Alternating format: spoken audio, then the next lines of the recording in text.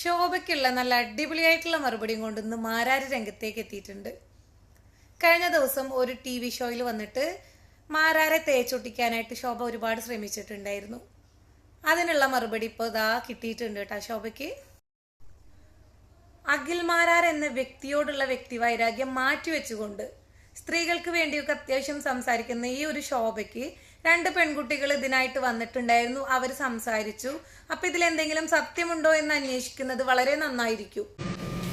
നമ്മൾ ഈ ഒഴിഞ്ഞു മാറി അങ്ങ് പോയേക്കാം എന്ന് കരുതിയതാണ്. പക്ഷെ അനാവശ്യമായിട്ട് ഉന്നയിച്ച വിഷയത്തിന്റെ ഗൗരവം മനസ്സിലാക്കാതെ വ്യക്തി താല്പര്യങ്ങളും സ്വന്തമായിട്ടുള്ള നേട്ടങ്ങളും മാത്രം മുൻനിർത്തി അനാവശ്യമായിട്ട് സോഷ്യൽ മീഡിയയിൽ എന്നിലൂടെ എന്തെങ്കിലും ശ്രദ്ധ കിട്ടട്ടെ എന്ന് കരുതിയിട്ട് എന്നെ തെറിവ് അത് ആ ലൈംലൈറ്റിൽ അവർ വന്നോട്ടെ, എനിക്ക് പ്രശ്നമൊന്നുമുള്ള കാര്യമല്ല. പക്ഷേ വിഷയത്തെ വഴിതിരിച്ചു വിട്ടിട്ട് പ്രശ്നങ്ങൾ മത്സരാർത്ഥികൾ തമ്മിലായി മാറുമ്പോഴത്തേക്ക് ആരോപണ വിധേയരായിട്ടുള്ള ആൾക്കാരും മറ്റു പലരും ഇതിൽ നിന്ന് രക്ഷപ്പെട്ടു പോകും എന്നുള്ളത് കൊണ്ടും അനാവശ്യമായിട്ട് വീണ്ടും വീണ്ടും വീണ്ടും എൻ്റെ പേരുകൾ വലിച്ചഴിച്ച് മറ്റുള്ളവർക്ക് സംശയമുണ്ടാക്കുന്ന പ്രസ്താവനകൾ കൊടുക്കുന്നത് കൊണ്ടാണ് ഞാൻ ഒരിക്കൽ കൂടി ലൈവിൽ വന്നത്. ദയവ് ചെയ്ത് ഇനിയും ഈ മറ്റു കണ്ടസ്റ്റന്റുകൾക്ക് എന്തും പറയാം, ഒരു പ്രശ്നമില്ല. പക്ഷേ അത് വിഷയാധിഷ്ഠിതമായിരിക്കണം. അതിന് ഒരു ശരി പ്രേക്ഷകർക്ക് തോന്നണം. ജനങ്ങൾക്കിടയിൽ വെറുതെ പരസ്പരം സീസൺ 6 നടക്കുന്ന സമയത്ത് സീസൺ 5 മത്സരാർത്ഥികളോ സീസൺ 4 മത്സരാർത്ഥികളോ കാണിക്കുന്ന കോമാളിത്തരങ്ങളെയും വിവരക്കേടുകളെയും അവർക്ക് സംശയം ഉളവാക്കുന്ന രീതിയിലാവരുത്. അതുകൊണ്ട് പരമാവധി സംസാരിക്കുമ്പോൾ വ്യക്തിപരമായിട്ടല്ലാതിരിക്കുക എന്നതാണ് ഞാൻ ആഗ്രഹിച്ചിരുന്നത്. പക്ഷെ കഴിഞ്ഞ ദിവസം 1-2 പ്രശ്നങ്ങൾ വരികയും ഞാൻ ചിലതൊക്കെ കണ്ടില്ലെന്ന് നടിക്കുകയും ചിലർക്കൊന്നും മറുപടി അർഹിക്കുന്നില്ല. വ്യക്തിപരമായിട്ട് എനിക്കെതിരെ പറയുന്നവർ അതിൻ്റെ പേര് റീച്ച് ഉണ്ടാക്കിയിരിക്കും. എന്നിരുന്നാലും ശോഭ ചില പരാമർശങ്ങൾ നടത്തി. അതിൽ 1-2 കാര്യങ്ങൾക്ക്, അല്ലാതെ ശോഭയ്ക്ക് എന്തും പറയാം, ശോഭ എന്തും പറഞ്ഞ് റീച്ച് ഉണ്ടാക്കാൻ ശ്രമിക്കുക, എന്തെങ്കിലും ലൈം ലൈറ്റിൽ നിൽക്കാൻ ശ്രമിക്കുക, എന്താണെന്ന് വെച്ചാലും അത് ചെയ്യാം, അത് പ്രശ്നമില്ല. പക്ഷേ ശോഭ പറഞ്ഞത് ചില കാര്യങ്ങൾക്ക് അതിനു മുമ്പ് ശോഭ പറയുന്ന കാര്യങ്ങൾ ഏറ്റുപിടിക്കാൻ നടക്കുന്നവരോട് എനിക്ക് പറയാനുള്ളത്, തൂറിയവനെ ചുമന്നാൽ ചുമന്നവനും നാറുമെന്നൊരു ചൊല്ല് നമ്മുടെ നാട്ടിലുണ്ട്. അതൊന്ന് ഞാൻ നിങ്ങളോട് പറയുകയാണ്. ഇപ്പോൾ ഇതിൽ ഈ ചാനൽ ചർച്ചകൾ എന്നെ ന്യൂസ് 18 ചാനലിൽ നിന്ന് വിളിച്ചു. ഞാൻ വിളിച്ച സമയത്ത് ഞാൻ അവരോട് അങ്ങോട്ട് ചോദിച്ച ഒരു ചോദ്യം എന്ന് പറയുന്നത്, ഞാൻ അവരോട് ആരോപണ വിധേയരായിട്ടുള്ളവരിൽ നിന്ന് വിഷമങ്ങൾ ഉണ്ടായിട്ടുള്ള ആൾക്കാരുടെ പേരുകൾ പറയാം, അതായത് സ്ത്രീകളുടെ പേരുകൾ ഞാൻ പറഞ്ഞാൽ നിങ്ങൾക്ക് ആംബിയർ ഉണ്ടോ ഇത് ടെലികാസ്റ്റ് ചെയ്യാൻ? കേരളത്തിൽ ഏതെങ്കിലും സ്ത്രീകൾക്ക് ഇത്തരത്തിലുള്ള ബുദ്ധിമുട്ടുകൾ നേരിടേണ്ടി വന്നാൽ അത്തരം സ്ത്രീകളുടെ പേരുകൾ പുറത്തു പറയാൻ ഏതെങ്കിലും മുഖ്യധാരാ മാധ്യമങ്ങൾ തയ്യാറാകുമോ? ഈ വിവരക്കേടുകൾ പറഞ്ഞുകൊണ്ട് ചാനലിലിരുന്ന് ചർച്ച നടത്തുന്ന ലവലേശം ബോധ്യമില്ലാത്ത മാധ്യമ കോമാളികളോട് തന്നെയാണ് എൻ്റെ ഈ ചോദ്യം. പിന്നെ രണ്ടാമത്തെ കാര്യം, സ്വന്തം താല്പര്യങ്ങൾ സംരക്ഷിക്കാനും സ്വന്തം നേട്ടങ്ങൾ സംരക്ഷിക്കാനും വേണ്ടിയിട്ട് ശാരീരികമായോ സാമ്പത്തികമായിട്ടോ ഉള്ള കാര്യങ്ങൾ കൊടുത്തുകൊണ്ട് ആരെങ്കിലും ഒരു കാര്യം നേടിയെടുക്കുന്നുണ്ടെങ്കിൽ അവർ ആരെങ്കിലും വന്ന് പുറത്തു പറയുമോ? അവരുടെ അത്തരം പ്രവൃത്തികൾ കൊണ്ട് അർഹതയുള്ളവർക്ക് നീതി നിഷേധിക്കപ്പെടുന്നു എന്നുള്ളതല്ലേ ഞാൻ ചൂണ്ടിക്കാണിച്ച പ്രധാനപ്പെട്ട പ്രശ്നം. ചിലർ ഇത്തരം ആക്ടിവിറ്റികളിലൂടെ തങ്ങളുടെ കാര്യം സാധിക്കാൻ സിനിമാ മേഖലയിലായിക്കോട്ടെ, അത് വ്യാവസായിക മേഖലയിലായിക്കോട്ടെ, എന്റർടൈൻമെന്റ് മേഖലകളിലായിക്കോട്ടെ, ഇത്തരം കാര്യങ്ങൾ ചെയ്യുമ്പോൾ അതിലേക്ക് എടുക്കാൻ നിൽക്കുന്ന ആൾക്കാർ, അതായത് ഞാൻ ആർക്കെതിരെ ആരോപണം ഉന്നയിച്ചോ അത്തരം മാനസികാവസ്ഥ കൊണ്ടു നടക്കുന്ന ആൾക്കാർ അവരുടെ താല്പര്യങ്ങൾക്ക് വേണ്ടിയിട്ട് അർഹതയുള്ളവരെ തഴയുന്നു എന്ന കാര്യമാണ് ഞാൻ ചൂണ്ടിക്കാണിച്ചത്. ഞാൻ ഉന്നയിച്ച ഒരു വിഷയത്തിന്റെ ഗൗരവം ആർക്കെതിരെയാണോ ഉന്നയിച്ചത് അവർ വർക്ക് ചെയ്യുന്ന പ്രസ്ഥാനത്തിന് മനസ്സിലാവുകയും അവർ അന്വേഷണം പുറപ്പെടുവിക്കുകയും ചെയ്തിട്ടുണ്ട്. അതുകൊണ്ട് തന്നെയാണ് ഞാൻ ആ വിഷയവുമായി ബന്ധപ്പെട്ട് കാര്യങ്ങളെ കുറിച്ചിട്ട് മറുപടി മറ്റൊന്നും പറയാതിരുന്നത്.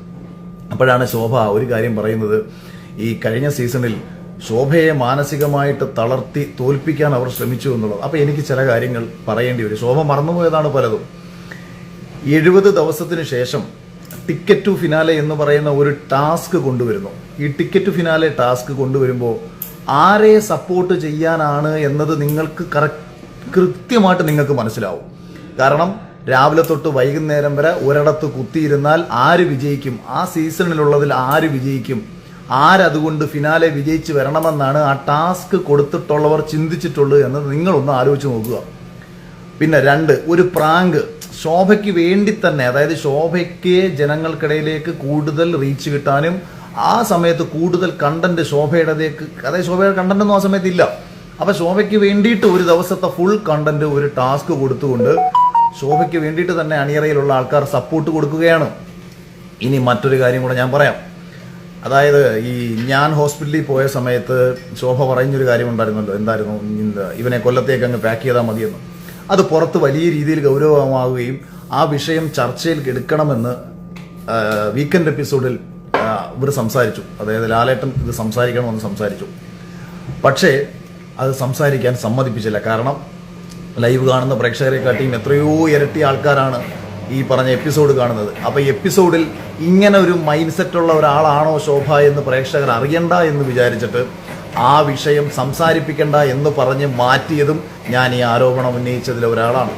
പിന്നീട് നമ്മുടെ ഫാമിലി ടാസ്ക് പ്ലാൻ ചെയ്യുമ്പോൾ ഫാമിലി ടാസ്കിൽ ശോഭയുടെ ഫാമിലി വരില്ല എന്നായിരുന്നു ആദ്യം പറഞ്ഞത്. ശോഭയുടെ ഫാമിലി വരില്ല എന്നുണ്ടെങ്കിൽ അങ്ങനെ ഒരു ടാസ്കേ വേണ്ട എന്നൊരു തീരുമാനം ഇവർ എടുക്കുന്നു. അപ്പോൾ ഇതിന്റെ പിന്നിൽ പ്രവർത്തിക്കുന്ന ഉത്തരവാദിത്തപ്പെട്ട മറ്റ് ചിലർ, അതായത് 1-2 ആൾക്കാരുടെ സ്ഥാപിത താല്പര്യങ്ങൾ ഇവിടെ നടപ്പിലാക്കാൻ പറ്റില്ല എന്ന് വാശി പിടിച്ചുകൊണ്ട് ശോഭയുടെ ഫാമിലി വരില്ല എന്ന് കരുതിയിട്ട് ഒരു ഫുൾ ടാസ്ക് മാറ്റി വെക്കാൻ പറ്റുമോ? അങ്ങനെ അവർ അതിന് മുകളിലോട്ട്, അതായത് അധികാരത്തിന് അതിന് മുകളിലിരിക്കുന്ന ആൾക്കാരെ ഈ വിഷയം അറിയിച്ചുകൊണ്ട് അവർ പറയുന്ന കാര്യം ഇങ്ങനെയാണ്: ഇത്തരം ഒരു ടാസ്ക് ചെയ്യുമ്പോൾ മത്സരാർത്ഥികളുടെ റിലേറ്റീവ്സ് ഇവിടെ വരണം. അങ്ങനെ റിലേറ്റീവ്സ് വരുന്ന സമയത്ത് നമുക്ക് സാമ്പത്തിക നഷ്ടമുണ്ടാകും. കാരണം അവർക്ക് ഫ്ലൈറ്റ് ടിക്കറ്റ് എടുക്കണം, അവരെ ഇവിടെ കൊണ്ടുവന്ന് സ്റ്റേ ചെയ്യണം, തിരിച്ചു കൊണ്ടുപോകണം. ഇങ്ങനെയുള്ള സാമ്പത്തിക നഷ്ടത്തിന്റെ പേരിലാണ് ഈ ടാസ്ക് മാറ്റിവെക്കുന്നത് എന്നുണ്ടെങ്കിൽ അത് ലോജിക്കലി നമുക്ക് മനസ്സിലാക്കാം. പക്ഷേ ശോഭയുടെ ഫാമിലി വരില്ല എന്ന ഒരു കാരണം കൊണ്ട് ഇത്തരം ഒരു ടാസ്ക് മാറ്റിവെക്കേണ്ട സാഹചര്യം ഉണ്ടാവരുത്. അവിടെ എന്താ പ്രശ്നം? അവിടെ ഫാമിലി എന്ന, അതായത് ഹസ്ബൻഡ് ആൻഡ് വൈഫ്, ഞാനും ഷിജിച്ചേട്ടനും മാത്രമാണ് അത്തരം ഒരു പ്രോപ്പർ കുടുംബമുള്ള ഒരു മത്സരാർത്ഥി. ബാക്കിയുള്ള ആൾക്കാർക്ക് അങ്ങനെ ഒരു പ്രോപ്പർ കുടുംബമില്ല, അച്ഛനും അമ്മയൊക്കെ വന്നു പോകാമെന്നുള്ളതേ ഉള്ളൂ. അതിനുശേഷം ശോഭയുടെ ചേട്ടനെ കൊണ്ടുവരാനാണ് ഇവർ പരമാവധി ശ്രമിച്ചത്. അദ്ദേഹം ഒരു കാരണവശാലും വരില്ല എന്നിവരെ അറിയിക്കുന്നു. പിന്നീടാണ് അവരുടെ അച്ഛനും അമ്മയും വരുന്നത്. അച്ഛൻ്റെയും അമ്മയുടെയും കൂടെ ശോഭയുടെ ഒരു കൂട്ടുകാരിയും വരുന്നു. അപ്പോൾ കൂട്ടുകാരി അവരോട് ആവശ്യപ്പെട്ടത് അവരെ കൂടി ഇതിനുള്ളിലേക്ക് കയറ്റിയാൽ അവർ വരാം. ആക്ച്വലി അങ്ങനെ ഒരാളെ അതിലേക്ക് കയറേണ്ട കാര്യമില്ല. ബിഗ് ബോസിൽ നോർമലി 2 പേരെ, ഫാമിലി വീക്കിൽ 2 പേര് കയറി കഴിഞ്ഞാൽ പിന്നെ 3-മതൊരാളെ കയറണം. പക്ഷേ 3-മതൊരു ബൈസ്റ്റാൻഡറും കൂടി വന്നെങ്കിൽ മാത്രമേ ഇങ്ങനൊരു ടാസ്കിൽ അവർക്ക് ഉദ്ദേശിക്കുന്ന റിസൾട്ട് കിട്ടത്തുള്ളൂ. അപ്പം ഞാനിത് പറഞ്ഞത് ശോഭ തന്നെ വന്നിരുന്ന് ശോഭയുടെ കുഴി തോണ്ടാൻ വേണ്ടിയിട്ടാണ് എന്നെ കൊണ്ടിത് പറയിപ്പിച്ചത്. ശോഭയെ അവർ സപ്പോർട്ട് ചെയ്തില്ല, ശോഭയെ അവർ പരമാവധി തകർക്കാൻ ശ്രമിച്ചതാണ് എന്നുള്ള കാര്യങ്ങൾ പറയുമ്പോൾ, പിന്നെ ലാലേട്ടൻ്റെ അടുത്ത് വന്നിരുന്ന് സംസാരിച്ച സമയത്ത് ഞാൻ ഉന്നയിച്ച ഒരു ആരോപണത്തിൽ ശോഭയ്ക്ക് എന്തുകൊണ്ട് എന്നോട് ക്ഷമിക്കേണ്ടി വന്നു എന്നത് നിങ്ങൾക്ക് എല്ലാവരും കണ്ടിട്ടുള്ളൊരു കാര്യമാണ്. അതുകൊണ്ട് ഞാൻ അതിനെക്കുറിച്ചും ഞാൻ കൂടുതൽ ഡീറ്റെയിൽ ആയിട്ടൊന്നും പറയുന്നില്ല. പിന്നെ മറ്റൊരു ഗൗരവകരമായ കാര്യം, ഏറ്റവും വലിയ മറ്റൊരു മണ്ടത്തരം, നാളിതുവരെയും വേണ്ട എന്ന് വെച്ചിട്ട് പോയ കാര്യം, നാദ്രയെ ഞാൻ സഹായിക്കാൻ വേണ്ടിയിട്ട് പൈസ കൊടുത്തു. ഒന്ന് ആലോചിച്ച് നോക്കൂ. ഇവർ തന്നെ എനിക്കെതിരെ ഉന്നയിക്കുന്ന ഒരു ആരോപണം എന്ന് പറയുന്നത് ഞാൻ പുറത്തിറങ്ങി പോയി വന്നതിന് ശേഷം എല്ലാം മനസ്സിലാക്കി. ആയിക്കോട്ടെ, നിങ്ങൾ ഉന്നയിച്ച ആരോപണം ശരിയാണെന്നുണ്ടെങ്കിൽ പുറത്തിറങ്ങി വന്നതിന് ശേഷം ഞാൻ എന്താണ് മനസ്സിലാക്കേണ്ടത്? ഞാനായിരിക്കും വിജയിക്കുക എന്നത് ഞാൻ മനസ്സിലാക്കുന്നു. അപ്പോൾ വിജയിക്കുമെന്ന് ഉറപ്പുള്ള ഞാൻ അതിനുശേഷം ഫാമിലി ടാസ്ക് നടക്കുന്നു. ഈ ഫാമിലി ടാസ്കിൽ എല്ലാവരുടെ വീട്ടുകാരും വന്നിട്ട്, ശോഭയുടെ പോലും അച്ഛനും അമ്മയും വന്നിട്ട് പൂർണ്ണമായും അഖിൽമാരാരെ സപ്പോർട്ട് ചെയ്യുന്നു. അതായത് എന്നെ സപ്പോർട്ട് ചെയ്യുന്നു. മിഥുൻ്റെ അമ്മ പറയുന്നു, ശോഭയുടെ അച്ഛൻ പറയുന്നു, മറ്റുള്ളവർ പറയുന്നു. അപ്പോൾ ഇവരെല്ലാവരും പറയുന്നതിൽ നിന്ന് തന്നെ പുറത്ത് ഏറ്റവും കൂടുതൽ സപ്പോർട്ടുള്ള ഒരാളാണെന്ന് മനസ്സിലാക്കുന്ന ഞാൻ എന്തിനാണ് എനിക്ക് കിട്ടുന്ന 50 ലക്ഷം രൂപയിൽ നിന്ന് 1.5 ലക്ഷം രൂപ മറ്റൊരാൾക്ക് കൊടുക്കേണ്ട മണ്ടത്തരം കാണിക്കുന്നത്? ഒരു മനുഷ്യൻ അയാളുടെ ഉള്ളിൽ തട്ടി ആത്മാർത്ഥമായിട്ട് നാളിതുവരെയും അതിൻ്റെ പേരിൽ ഒരു ചീപ്പ് പബ്ലിസിറ്റി ശ്രമിക്കാതെ നാദ്രയോട് ചെവിയിൽ ഇങ്ങനൊരു കാര്യം പറയേണ്ടി വരുന്നത്, നാദ്രയ്ക്ക് ഒരു ദിവസം 7000 രൂപ ശമ്പളം മാത്രമേ ബിഗ് ബോസിൽ നിന്ന് കിട്ടിയിട്ടുള്ളെന്നും 100 ദിവസം അവൾ നിന്നാൽ പോലും അവക്ക് വെറും 7 ലക്ഷം രൂപ ശമ്പളമേ കിട്ടത്തുള്ളൂ, അവക്കൊരു വീടില്ല, അവക്ക് ഒരുപാട് ബുദ്ധിമുട്ടുകൾ അനുഭവിക്കുന്നുണ്ട്, എത്രത്തോളം മാനസികമായി എത്രത്തോളം സാമ്പത്തികമായിട്ട് മുന്നോട്ട് പോകാൻ കഴിയുമെന്ന് അവൾക്ക് തന്നെ ഒരു ഉറപ്പില്ല. മറ്റുള്ള സാധാരണ ജനറൽപ്പെട്ട ആൾക്കാർ, അതായത് ഒരു പുരുഷനോ അല്ലെങ്കിൽ ഒരു സ്ത്രീക്കോ നോർമലി പുറത്ത് കിട്ടുന്ന വർക്കുകൾ പോലെ അവൾക്ക് കിട്ടുമോ എന്നുള്ള അവളുടെ സംശയങ്ങൾ, അവളുടെ വിഷമങ്ങൾ അത് കേട്ട ഞാൻ അവളോട് പറഞ്ഞതാണ്, അവളുടെ ചെവിയിൽ പറഞ്ഞതാണ്. എനിക്ക് തോന്നുന്നില്ല അത് പുറത്ത് വലിയ രീതിയിൽ ചർച്ചയായെന്ന് പോലും അറിയത്തിനുള്ള കാര്യമല്ല. എൻ്റെ ഉള്ളിൽ തോന്നി അവളെ സഹായിക്കണം. അവൾ ഒരു നന്മയുള്ള കുട്ടിയാണ്, ഒരു പാവമാണ്, അവൾക്ക് മുന്നോട്ടൊരു ജീവിതമുണ്ടാണ്. അവളിലൂടെ ഒരുപാട് ട്രാൻസ്ജെൻഡർ ആൾക്കാർക്ക് അതൊരു വളർച്ച, ഞാൻ അതിനകത്ത് വെച്ചും ഞാൻ നാദിറയോട് എപ്പോഴും പറയുന്നതാണ്, നിന്നിലൂടെ നിന്റെ സമൂഹം അഭിമാനിക്കണം. നാദിറയിലൂടെ അഭിമാനിക്കപ്പെട്ട ഒരു സമൂഹത്തിന് അപമാനമായി മാറിയ ഒരു മത്സരാർത്ഥിയാണ് ഈ ശോഭ പറഞ്ഞു വിട്ടു എന്ന് പറയുന്ന ജാൻമണി. അപ്പം ഞാൻ ജാൻമണിയുടെ വിഷയത്തിലേക്ക് ഞാൻ വരാം. അപ്പം ഞാൻ ഈ വിഷയത്തിലേക്ക് ഞാൻ ഒന്ന് സംസാരിച്ചിട്ട് അതിലേക്ക് തന്നെയാണ് എനിക്ക് വരാൻ ആഗ്രഹിക്കുന്നത്. അങ്ങനെ എൻ്റെ ഉള്ളിൽ നിന്ന് അതായത് നീ ഈ പറഞ്ഞ നമ്മുടെ എന്തായിരുന്നു മണി ബോക്സ്, ഈ മണി ബോക്സ് എടുക്കുമ്പോൾ നീ മനസ്സിൽ വെച്ചോളൂ, 1.5 ലക്ഷം രൂപ നീ എത്ര എടുക്കുന്നോ അതിന് മുകളിൽ ഒരു 1.5 ലക്ഷം രൂപ ഞാൻ നിനക്ക് തരാം. എനിക്ക് കൊടുക്കേണ്ട ഒരു കാര്യവുമില്ല. കാര്യം നാദറയ്ക്ക് അങ്ങനെ കാര്യം എന്താ വെച്ചാൽ ഇതിന്റെ ഉദ്ദേശം എന്താ, ഒരാൾ ഇങ്ങനെ പറയുമ്പോൾ പുറത്ത് നാദറയെ സപ്പോർട്ട് ചെയ്യുന്ന ആൾക്കാർ എനിക്ക് വോട്ട് ചെയ്യും എന്ന് കരുതിയിട്ടാണെന്നുണ്ടെങ്കിൽ ഞാൻ പബ്ലിക്കായിട്ട് അത് പറയണം. അതായത് ഇത് മറ്റുള്ളവരെ കേൾക്കുക. ശോഭയൊക്കെ ചെയ്യുന്ന പരിപാടി ഉണ്ടല്ലോ, ഈ ചാരിറ്റി ചെയ്താലും ഒരാളെ സഹായിച്ചാലും അത് വിളിച്ചു പറഞ്ഞുകൊണ്ട് ഞാൻ നന്മമരമാണ് എന്ന് കാണിക്കാൻ ശ്രമിക്കുന്ന സ്വഭാവം അതായത് എൻ്റെ ഉദ്ദേശം നാദറയ്ക്ക് ഇത് കൊടുത്തുകൊണ്ട് പുറത്തുനിന്ന് വോട്ട് കിട്ടുകയായിരുന്നു എൻ്റെ ഉദ്ദേശമെങ്കിൽ ഞാൻ ഉറപ്പായിട്ടും ഇത് ഷിജു ചേട്ടനോട് ഞാൻ പറയും. കാരണം ഇത് പുറത്തേക്ക് പോകണമല്ലോ, അപ്പൊ എനിക്കിത് പറയണം, മറ്റുള്ളവർ ഇത് കേൾക്കണം. കേട്ടിട്ട് എനിക്ക് നാദറയുടെ ആൾക്കാർ മുഴുവൻ ഇത് വോട്ട് ചെയ്യണം. ഇത് പറഞ്ഞത് നിങ്ങൾ ആരെങ്കിലും ഈ നാളിതുവരെ 1 വർഷമായി ഞാൻ ഈ പൈസ, എനിക്ക് ഫസ്റ്റ് പൈസ കിട്ടിയപ്പോൾ ഞാൻ കൊടുത്തു കഴിഞ്ഞു, ഞാനിത് പറയുകയോ നാദറ ഇത് പറയുകയോ ചെയ്തിട്ടുണ്ടോ? അല്ലെങ്കിൽ ഇങ്ങനെ ആരുടെങ്കിലും പറഞ്ഞിട്ടുണ്ടോ? ഇങ്ങനെ ഒരു പബ്ലിസിറ്റിയോ ഇങ്ങനെ ഒരു ഇതൊരു വൃത്തികെട്ട കാര്യമല്ലേ? അതായത് ഒരാളെ സഹായിച്ചിട്ട് അത് വിളിച്ചു പറയുക എന്നുള്ള കാര്യം, അത് പറയേണ്ട സാഹചര്യം ഇവിടെ ഉണ്ടാവുകയാണ് ചെയ്തത്. അതെന്തായാലും ശോഭ ഇത്തരം കാര്യങ്ങൾ എന്നെ നാറ്റിക്കുക എന്ന് പറയുന്ന ഉദ്ദേശത്തോടു കൂടിയിട്ടാണെന്നുണ്ടെങ്കിലും ഇത്തരം വിവരക്കേടുകൾ നിങ്ങൾ വിളിച്ചു പറയരുത്. കാരണം എനിക്കതിൻ്റെ ആവശ്യമില്ലായിരുന്നു. അതാദ്യം ശോഭ മനസ്സിലാക്കുക. ഇനിയെങ്കിലും ഇത്തരം വിവരക്കേടുകളും പുറത്തെഴുന്നള്ളിച്ച് നടക്കുന്ന സമയത്ത് അത്യാവശ്യം ഒരു കോമൺ സെൻസും ഒരു ബോധവും ഉണ്ടാകുക. ഒരാൾ പറഞ്ഞ വിഷയം, പിന്നെ ഞാൻ ആദ്യം തന്നെ ലൈവിൽ പറഞ്ഞു, ഇത് ജനറലൈസ് ചെയ്ത് പറഞ്ഞതല്ല. അത് ലൈവ് കണ്ട ആൾക്കാർക്ക് മനസ്സിലാവും. അപ്പോൾ ദിയാസനെയാണ് ഫേസ്ബുക്കിൽ ഒരു പോസ്റ്റ് ഇട്ടത്. അപ്പോൾ അവൾ എന്നോട് പേഴ്സണലി അവൾ എന്നെ വിളിച്ച് പറയുകയും ചെയ്തു, അഖിലെ ഇങ്ങനൊരു സംശയം ഉണ്ടാവില്ലേ? ഞാൻ പറഞ്ഞു, ഇടി അങ്ങനെ ഒരു സംശയം ഉണ്ടാവുമെങ്കിൽ ഞാൻ രണ്ടാമതൊരു ലൈവ് ഇടാം. ആ രണ്ടാമത്തെ ലൈവിൽ ഞാൻ വളരെ കൃത്യമായി പറഞ്ഞു, ഞാൻ ഇന്റർവ്യൂവിലും കൃത്യമായി പറഞ്ഞു, സീസൺ 5 ഒരു മത്സരാർത്ഥി പോലും എന്നോട് വ്യക്തിപരമായിട്ട് അവർക്ക് എന്തെങ്കിലും വിഷമം നേരിട്ടതായിട്ട് പറഞ്ഞിട്ടുമില്ല. ഇതും ഞാൻ പറഞ്ഞതാണ്. ഞാൻ ഇത്രയും പറഞ്ഞിട്ടും ഇത്രയും ക്ലാരിറ്റിയോടുകൂടി സംസാരിച്ചിട്ടും മത്സരാർത്ഥികളെക്കാട്ടിയും കൂടുതലും വിഷമം നേരിട്ടത് ഈ ഷോയിലേക്ക് കഴിയാതെ പോയിട്ടുള്ള ആൾക്കാർക്കാണെന്ന് പറഞ്ഞിട്ടും 3 പെൺകുട്ടികളോളം ഇതുമായി ബന്ധപ്പെട്ടിട്ടുള്ള അവരുടെ വിഷമങ്ങൾ പറഞ്ഞിട്ടും ഇനിയും ഇത്തരം വ്യക്തിവിരോധങ്ങൾ കൊണ്ട് നടക്കുന്ന ഒരു മാനസികാവസ്ഥ അറ്റ്ലീസ്റ്റ് നിങ്ങൾ മനസ്സിലാക്കണം. ഇതിപ്പോൾ തന്നെ ഞാൻ ഉദാഹരണമല്ല, നടന്ന കാര്യങ്ങൾ പറയാം. ഈ ലൈവ് ശ്രദ്ധിക്കപ്പെട്ടതിന് ശേഷം സകല മനുഷ്യരെയും, അതായത് ബിഗ് ബോസിലെ എന്നെ അറിയാവുന്നവരെയും എന്നോട് അടുപ്പമുള്ളവരെയും കടന്ന് മാറിയും തിരിഞ്ഞും വിളിക്കുകയാണ്. ആരെങ്കിലും ഒരാൾ വന്ന് എനിക്ക് സപ്പോർട്ട് കമന്റ് ഇട്ട് കഴിഞ്ഞു കഴിഞ്ഞാൽ അവരെ പോയി തെറി വിളിക്കുകയാണ്. വിഷ്ണുവിനെ ഉൾപ്പെടെ വിളിച്ചു എന്ന് പറയുമ്പോഴത്തേക്ക് നിങ്ങളൊന്ന് ആലോചിച്ച് നോക്കൂ. ഒരു കാര്യവുമില്ലാതെ ഓരോരുത്തരെ വിളിച്ചു കുത്തിത്തിരിപ്പിച്ച് സ്വന്തം താല്പര്യം സംരക്ഷിക്കാൻ വേണ്ടിയിട്ട് ഈ മീഡിയാസിന്റെ മുന്നിലേക്ക് കൊണ്ടുവന്ന് എന്തിനാണ് ഇങ്ങനെ ചെയ്തുകൊണ്ടിരിക്കുന്നത്? ഞാൻ ഇവരെ പറ്റിയിട്ടോ മറ്റാരെ പറ്റിയിട്ടോ ഏതെങ്കിലും ഒരു മത്സരാർത്ഥിയെ പറ്റിയോ നമ്മളിങ്ങനെ മോശം പറഞ്ഞോ? നമ്മൾ ഏതെങ്കിലും ഇപ്പം ഞാൻ ഈ പറഞ്ഞതിൻ്റെ ഒരു കോണ്ടെക്സ്റ്റ് നിങ്ങൾ മറ്റ് വെളിയിൽ വേറെന്തെങ്കിലും രീതിയിൽ എടുക്കാം. ഞാൻ ഇപ്പം നാളെയിൽ ഒരാൾ വന്നിരുന്ന് പറയുന്നു സിനിമാ മേഖലയിൽ കാസ്റ്റിംഗ് കൗച്ചുണ്ട്, അല്ലെങ്കിൽ സിനിമയിൽ അല്ലെങ്കിൽ ഒരു പർട്ടിക്കുലർ സ്ഥാപനത്തിൽ ആൾക്കാരെ ജോലിക്ക് എടുക്കുന്നതിന് മുമ്പ് കാസ്റ്റിംഗ് കൗച്ചുണ്ട്. ഇപ്പം എയർ ഹോസ്റ്റസ് പോലെയുള്ള സൗന്ദര്യം പ്രാധാന്യം കൽപ്പിച്ചുകൊണ്ട് കൊടുത്തു കയറുന്ന ജോലികളിൽ കാസ്റ്റിംഗ് കൗച്ചുണ്ട് എന്നൊക്കെ പറഞ്ഞാൽ അവിടെ ഇന്നലകളിൽ കയറിയിട്ടുള്ള എല്ലാവരും അങ്ങനെ ആണോ എന്നാണോ ചിന്തിക്കേണ്ടത്? അപ്പൊ ഇത്തരം വൃത്തികെട്ട മാനസികാവസ്ഥകൾ കൊണ്ട് നടക്കുന്ന ആൾക്കാരെ നിങ്ങളൊന്ന് മനസ്സിലാക്കി വെക്കുക. ഇനി ജാൻമണി ദാസിന് ഞാൻ ഒരു മറുപടി കൊടുത്തു. എന്താ കാര്യം?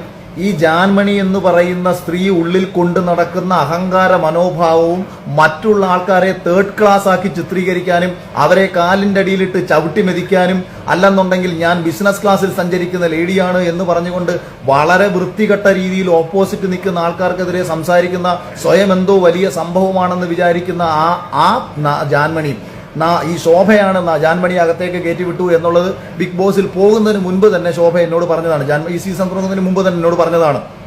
ഞാൻ ഈ ഷോ കണ്ടപ്പോഴും ഞാൻ ആലോചിച്ചു, മലയാളം നേരാമണ്ണം പോലും പറയാൻ അറിയാൻ വയ്യാത്ത തത്തത്ത പുത്തത്ത കിത്തത്ത പറയുന്ന ഒരു ലേഡി, അവരാണെന്നുണ്ടെങ്കിൽ ട്രാൻസ്ജെൻഡർ കമ്മ്യൂണിറ്റി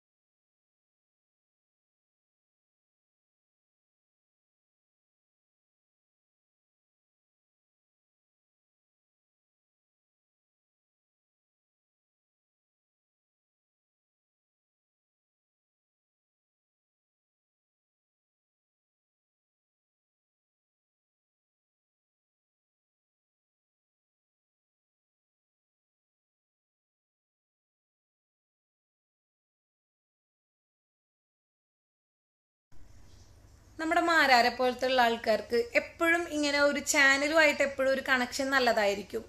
പക്ഷെ അതുപോലും വേണ്ട, ഇതിന്റെ സത്യം അന്വേഷിച്ച് നടക്കണമെന്നുണ്ടെങ്കിൽ ഈ കുട്ടികൾ പറഞ്ഞതിൽ അത്രയും സത്യമുള്ളത് കൊണ്ടാണ് ഈ ഒരു മനുഷ്യൻ ഇത് അന്വേഷിക്കാനായിട്ട് നടക്കുന്നത്. അപ്പൊ ഇവരും കൂടെ അതിനൊപ്പം നിൽക്കുകയാണെന്നുണ്ടെങ്കിൽ എത്രയും പെട്ടെന്ന് ഇവർ പറഞ്ഞതിന്റെ സത്യാവസ്ഥ കണ്ടുപിടിക്കാൻ പറ്റും. എന്റെ കമന്റ് ബോക്സിലും വന്നിട്ട് എന്റെ വില കളയണ്ട, നിനക്കൊന്നും വേറെ പണിയില്ലേ എന്നൊക്കെ ചോദിച്ചിട്ട് കുറെ കമന്റുകൾ വരുന്നുണ്ട്. എനിക്ക് പ്രത്യേകിച്ച് വേറെ പണിയൊന്നുമില്ല. പിന്നെ ഇതിന്റെ ആ ഒരു സത്യാവസ്ഥ അറിയുന്നത് വരെ ഞാൻ എന്തായാലും മാരാരെ സപ്പോർട്ട് ചെയ്തിട്ട് തന്നെ ആയിരിക്കും നിൽക്കുക. ബിഗ് ബോസ് കാണുന്ന ഒരു പ്രേക്ഷക സീസൺ 6 വരെ ഞാൻ കറക്റ്റായിട്ട് കാണുന്നുണ്ട്. അപ്പൊ അത് കാണുന്ന ഒരു പ്രേക്ഷക എന്ന നിലയ്ക്ക് എനിക്കത് അറിയാനുള്ള ഒരു അവകാശം അധികാരം ഉണ്ടെന്ന് തന്നെ കൂട്ടിക്കോ. അപ്പൊ ഇനി നിങ്ങൾ എന്നെ എന്ത് തന്നെ പറഞ്ഞാലും ഞാൻ അതൊന്നും വില വെക്കില്ല, നെവർ മൈൻഡ് ആക്കിയിട്ടിടും. ഇത് കഴിയുന്നത് വരെ ഞാൻ മാരാരെയും താങ്ങി തന്നെ നിൽക്കും.